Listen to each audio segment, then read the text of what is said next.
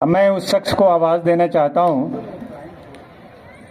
उसके पहले चार पंक्तियां उसके सम्मान में पढ़ देना भी मेरे लिए जरूरी है। झुकी नजरों को हम उठाकर देखेंगे, झुकी झुकी नजरों को हम उठाकर देखेंगे, फरिश्तों को हम जमीन पर बुलाकर देखेंगे। झुकी झुकी नजरों को हम उठाकर देखेंगे, फरिश्तों को जमीन पर बुलाकर देखेंगे। यहां तो अभी जश्न इनकलाब आएगा, यहां तो अभी जश्न इनकलाब आएगा। जो बने हैं खुदा उन्हें इंसाफ बनाकर देखेंगे, जो बने हैं खुदा उन्हें इंसाफ बनाकर देखेंगे। मैं उस शख्स को आवाज दे रहा हूं जिसका नाम है नवनिर्वाचित general secretary railway pensioner association के श्री मुन्नीलाल गुप्ता। जुझारू, कर्मठ, सक्रिय कार्यकर्ता हैं। आपकी अस्पष्टवादिता 15/12/23 को पेंशन अदालत में अपने लेखा विभाग के अधिकारी की उदासीनता पर अपर महाप्रबंधक के सामने और पेंशियों के समक्ष करारा प्रहार किया। तो मैं श्री मुन्नीलाल गुप्ता को सबसे पहले उनका अभिनंदन करते हैं कि वो हमारे नवनिर्वाचित एक पदाधिकारी के रूप में हैं। मैं चाहूंगा कि रमन जी आए और उनको माल्यार्पण करके सम्मानित करें। महामंत्री हित इसी एजीएम में अनुमोदन हुआ है। महामंत्री हित, धन्यवाद। समय का ध्यान रखते हुए मैं मुन्नीलाल गुप्ता से अनुरोध करता हूं, कृपया मंच पे आए, अपने विचारों को रखें।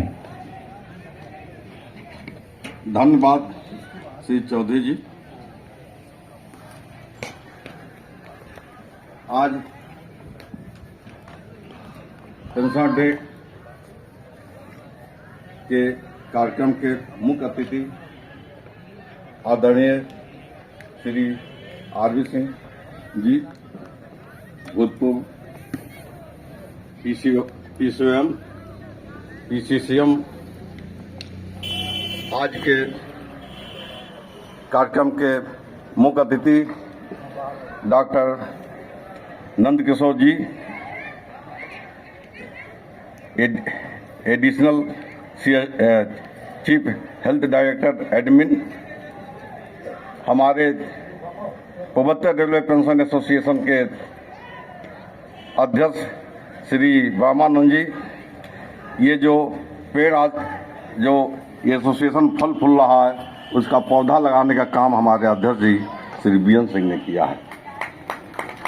हमारे एसोसिएशन के कार्यकारी अध्यक्ष रमन जी, महामंत्री कोहली जी, सभी केंद्रीय पदाधिकारीगण, सभी सम्मानित मंच, हमारे बैंक के आए सभी अधिकारीगण और आज के कार्यक्रम में भाग ले रहे गोरखपुर से दूर दूर से आए साथीगण, छपरा, सिवान, खलीलाबाद, बस्ती, गोरखपुर से आए सभी साथियों का भी मैं अभिनंदन करता हूं और वंदन करता हूं कि आप लोगों ने इस ठंडक में इतने दूर से इस कार्यक्रम में उपस्थित होने का काम किए। साथियों,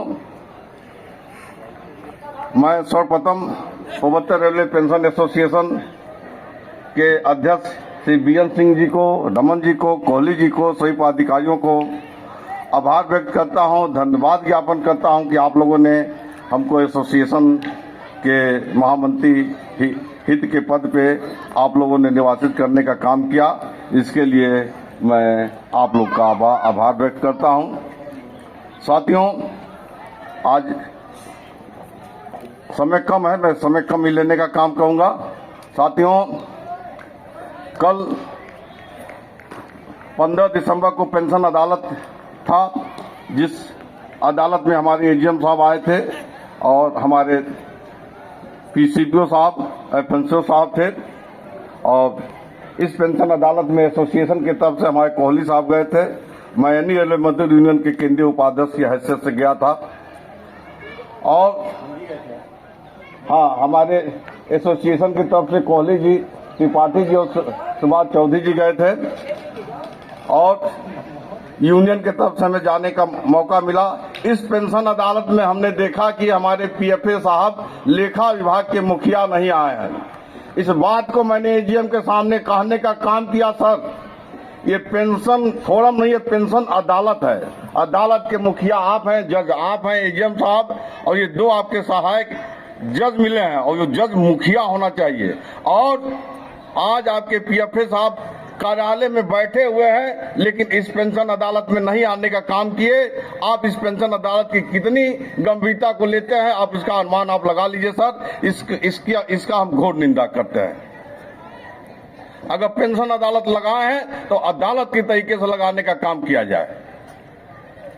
और इसके बाद हमने एजीएम साहब का ध्यान आकर्षित करने का काम किया। सर, हमारे पीएफए साहब, एफएनसीओ साहब इतने काम से दबे हुए हैं सर कि हमारे पेंशन एसोसिएशन के लोग पेंशनर जाते हैं, मिलने का काम करते हैं, लेकिन ये मिलने से इनकार कर देते हैं। हमने कहा एजीएम साहब, जीएम साहब से मिलना आसान है, एजीएम साहब से मिलना आसान है, लेकिन हमारे लेखा विभाग के उच्च अधिकारियों से मिलना बहुत मुश्किल है।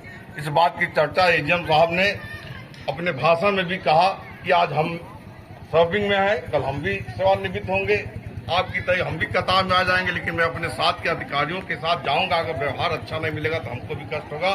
मैं जो भी मेरा मैक्सिमम पीरियड एनी लेवल में बीता हूँ, आज जिस पद पे पहुंचा हूँ, आप ही लोग के आशीर्वाद हो कि देन है कि मैं एजीएम के पद तक पहुंचा हूँ, और आप ही लोग का आशीर्वाद होगा तो मैं आगे जाऊंगा। मैं सभी अधिकारियों से कहूंगा कि नहीं, वो जो लोग पेंशनर मिलना चाहते हैं या कोई एसोसिएशन के लोग मिलना चाहते हैं, आप लोग मिलिए। न मिल सकते हैं तो आप उनके लिए अलग से समय देने का काम करें। साथियों, हमारे रमन साहब ने आपको बताने का काम किया, 12 रिजोल्यूशन था, पारित करवाने का काम किया।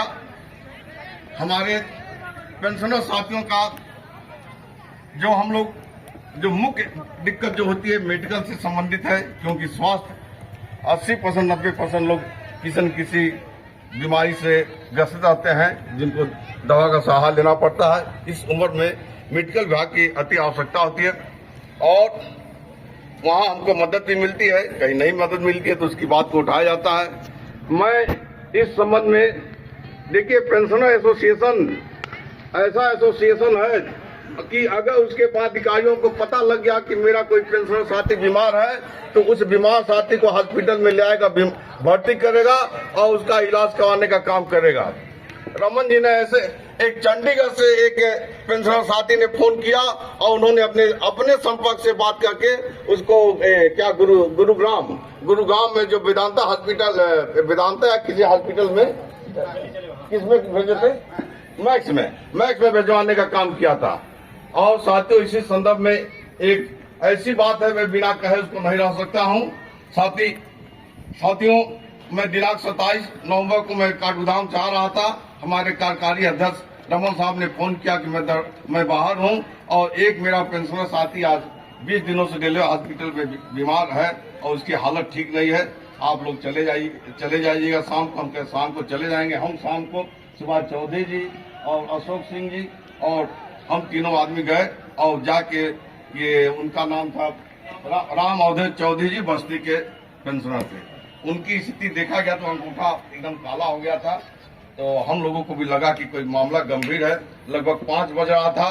हम लोग अपने डॉक्टर नंदकिशोर साहब के चैम्बर में आए, सब लोग थे, और डॉक्टर साहब को बताया गया, और डॉक्टर साहब ने भी जो हम लोगों ने उनको बताने का काम किया, उन्होंने भी इस गंभीरता को समझा, और तत्काल उससे कंसल्टिंग डॉक्टर से उन्होंने मोबाइल पे बात किया, और उन्होंने डॉक्टर को कहा कि तुम 20 दिन से रखे हो, जान रहे हो कि अगर इसको नहीं इलाज किया क्यों नहीं तुमने रिफर किया। इसके बाद क्या क्या बात की है हमको नहीं मालूम है। इसके बाद उन्होंने कहा कि आप लोग उसको तत्काल जहाँ कहिए मैं रिफर कर देता हूँ। हमने कहा सर आप जहाँ उचित समझिए। तो आपने गाजियाबाद के यशोदा हॉस्पिटल को उन्होंने रिफर करने का काम किया, और उन्होंने कहा कि आप जाइए तुरंत पेपर बनवा के लाइए, मैं दस्तखत करूंगा। और उन्होंने इमरजेंसी के डॉक्टर को भी फोन किया, और इमरजेंसी के डॉक्टर ने थोड़ा पेपर फॉर्मेलिटी होने में कुछ समय लग जाता है। 6 बज गया तो हम लोग पेपर ले आ रहे थे, तब तक डॉक्टर साहब चले गए थे, घर चले गए थे। लेकिन देखिए, आप भी मरीज की गंभीरता समझते थे। लगभग 7:30 बजे के लगभग हमको फोन किए, कहे गुप्ता जी इस मरीज का क्या हुआ, कागज। हमने कहा सर ऐसी ऐसी बात थी, नहीं हो पाए। उन्होंने कहा नहीं, आप ले आइए, मैं घर पे ले आइए, मैं उसको दस्तखत करता हूँ। और आपने जो मैंने जो रूल से हट के उन्होंने कहा कि देखिए ऐसा है। हमने कहा सर पास तो कल मिलेगा। कहे देखिए अगर मेरी बात मानते हैं तो आप पास होने की चिंता मत करें, हमको ऐसी बात नहीं कहनी चाहिए, लेकिन मरीज के हित के लिए है कि जितना जल्दी गोरखपुर हॉस्पिटल छोड़ के अपना रिफरल हॉस्पिटल में चला जाए। वहां मरीज के अटेंडेंट से बात किया गया। रात को 11 बजे इन लोगों ने मेडिकल एम्बुलेंस लेके ले जाने का काम किए। दूसरे दिन 3 बजे पहुंचे, वहां मरीज चेकअप किए और दूसरे दिन उस मरीज का ऑपरेशन हुआ। और इस मरीज की स्थिति ये थी कि अगर एक दिन लेट हुआ होता तो पता नहीं बचता कि नहीं बचता। इस मरीज को केवल हम लोगों ने बचाने का काम किया। केवल जो हुआ उसका पैर थोड़ा नीचे से काटना पड़ गया। लेकिन अगर एक दिन और लेट हुआ होता तो ये कौन एक बीमारी होती है, जहर बात तेजी से गैंग्रीन इसको हो गया था, उसका पूरा पैर काटना पड़ गया होता।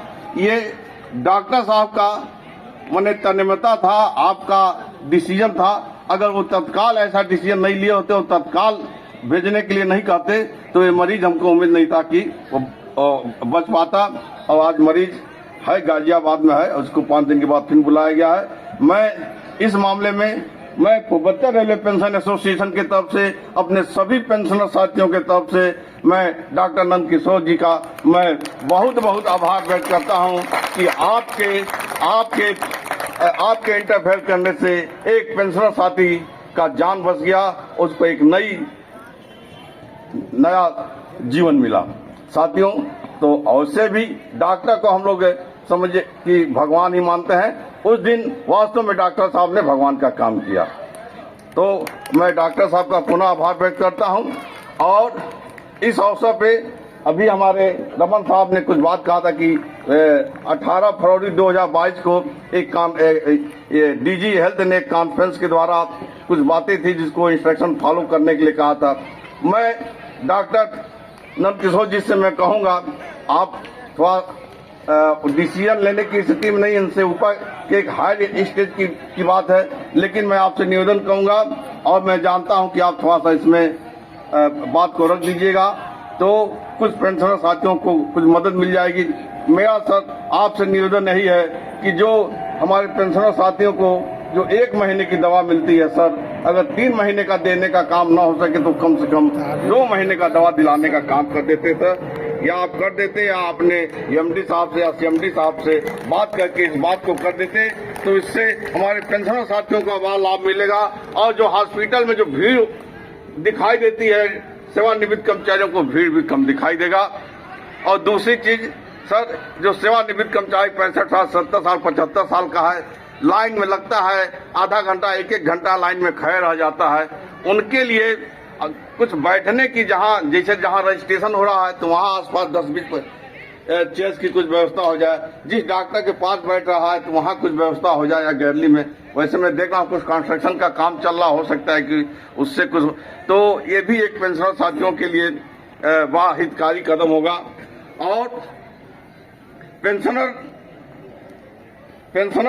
जो है सेवानिवृत्त कर्मचारियों के लिए एक काउंटर है, लेकिन एक काउंटर पे जो रेगुलर काउंटर है उससे ज्यादा इस काउंटर पे भीड़ होने का काम होता है। तो जो दवा वितरण वाला जो काम है उसमें थोड़ी सी सुगमता लाने का आप काम करेंगे तो हम पेंशनर साथियों का बहुत मदद मिलेगा। तो मैं आप से पुनः अपील करता हूं कि आप के द्वारा अगर हमारे पेंशनर साथियों को कुछ मदद मिल जाएगा तो आपका बहुत आभार रहेगा। इन्हीं बातों के साथ पुनः आपका मैं आभार व्यक्त करते हुए आप सभी जो दूर दूर से जो हमारे पेंशनर साथी हैं उनका मैं आभार व्यक्त करता हूं। धन्यवाद। साथियों, एक नारा लगा दीजिए। पूर्वोत्तर रेलवे पेंशन एसोसिएशन जिंदाबाद, पूर्वोत्तर रेलवे पेंशन एसोसिएशन जिंदाबाद, पेंशनर एकता जिंदाबाद, पेंशनर एकता जिंदाबाद। जो पेंशनर हित की बात करेगा वही देश पर राज करेगा। जो पेंशनर हित की बात करेगा, जो पेंशनर हित की बात करेगा, जो पेंशनर हित की बात करेगा, इनकलाब जिंदाबाद। धन्यवाद। धन्यवाद मुरलीलाल गुप्ता जी।